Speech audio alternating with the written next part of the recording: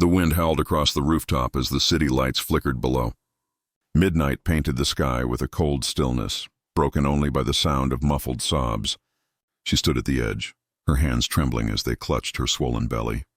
One step forward and it would all be over. Her pain, her shame, her hopelessness. But then a voice shattered the silence. "Don't jump!" The words were firm yet desperate, belonging to a man who looked just as broken as she did. His tie hung loosely around his neck, his suit crumpled like it hadn't been changed in days. His eyes carried the exhaustion of someone who had been fighting battles he was losing. This was Daniel Hale, a once respected CEO whose company was on the brink of collapse, and whose personal life was already in ruins. For a moment, their eyes locked. The pregnant girl's filled with despair. Daniel's filled with fear. In that single look, two souls recognized the weight of each other's suffering. Daniel had not planned to be on the rooftop that night. He had stormed out of a board meeting after another heated argument with investors. Sales were plummeting, lawsuits were piling up, and betrayal from his closest partner had left him hollow. He had climbed to the roof seeking solitude, maybe even considering the unthinkable himself. But fate had other plans. Instead, he found her, a stranger standing at the edge, shaking with every gust of wind. "Please," Daniel whispered, taking slow steps toward her.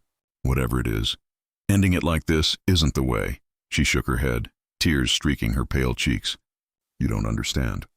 I've lost everything. I have no one left.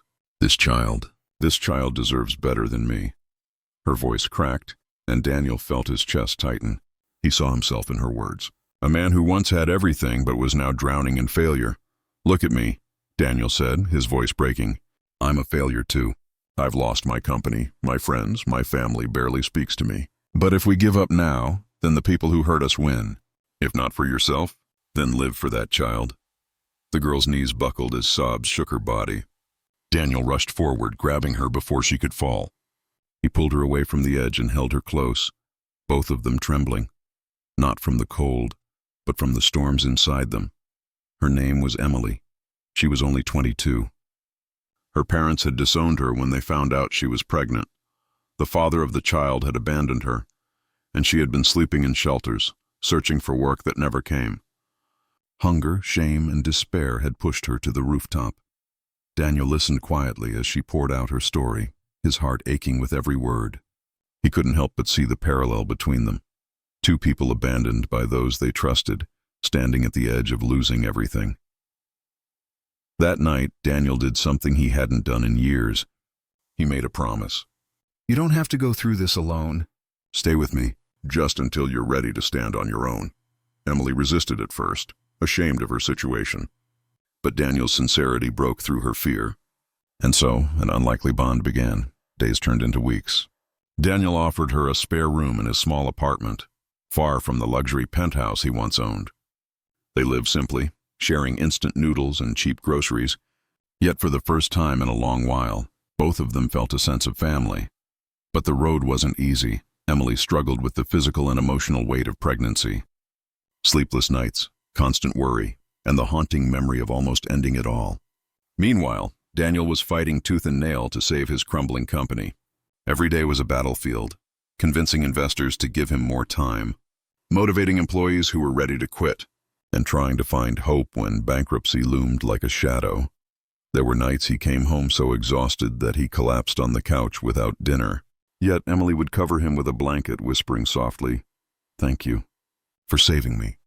And in return, Daniel found strength in her presence.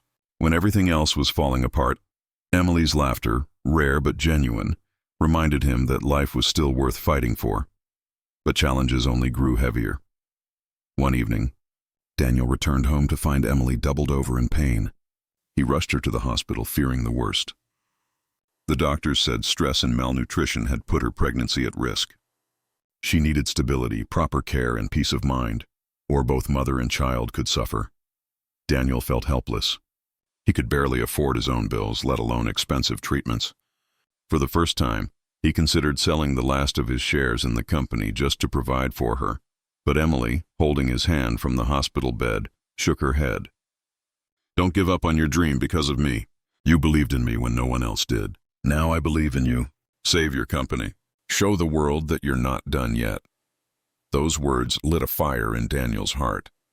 The following months became a whirlwind. Daniel worked harder than ever, fueled not by greed, but by responsibility, by the need to prove to Emily, to her unborn child, and to himself that he still had purpose. He sold unnecessary assets, cut down his lifestyle to the bare minimum, and spent sleepless nights building strategies, and then a breakthrough. Daniel discovered a hidden potential in his company's technology, something his greedy ex-partner had overlooked. By focusing on affordable solutions for struggling small businesses, Daniel attracted new clients. Slowly, the tide began to turn. Investors returned, drawn by his relentless determination. Employees who had nearly abandoned him rallied once more. Inspired by his resilience, the company wasn't just surviving, it was reborn. And through it all, Emily was by his side, cheering him on, even when her swollen feet ached and her body cried out for rest. Finally, the day came. Emily went into labor. Daniel rushed her to the hospital, pacing nervously outside the delivery room. Hours felt like days until the sound of a newborn's cry filled the air. Tears streamed down his face as the nurse placed a tiny baby girl in Emily's arms. "She's beautiful," Daniel whispered, looking at the fragile life they had both fought so hard for. Emily smiled weakly. "I want to name her Hope, because that's what you gave me." From that moment, everything changed. Daniel's company flourished, not just financially, but in reputation. He became known as a leader who valued people over profit, a man who had been at rock bottom and risen again. And he never forgot the night on the rooftop, when two broken souls saved each other. Emily thrived as a mother, with Daniel supporting her like family. Though they never defined their relationship with labels, their bond was unshakable, built on trust, sacrifice, and love that didn't need words. Years later, when little Hope ran through the halls of Daniel's now successful office, laughing and calling him Uncle Daniel, everyone could see it. The miracle that had come from despair. The story of Daniel and Emily spread quietly, whispered among employees and friends. A tale of a CEO who once had nothing and a young woman who nearly gave up everything. Together, they taught each other that even in the darkest nights, light could be found, not through wealth or power, but through compassion and courage. And so, whenever Daniel stood on the rooftop again, not in despair, but in reflection, he remembered that night, the night he said, "Don't jump." The night he realized saving someone else's life might just be the very thing that saved his own. Message: life's challenges can push us to the edge, but no matter how heavy the burden, there is always hope. Sometimes that hope comes in the form of a stranger's hand, a kind word, or the strength to keep going one more day.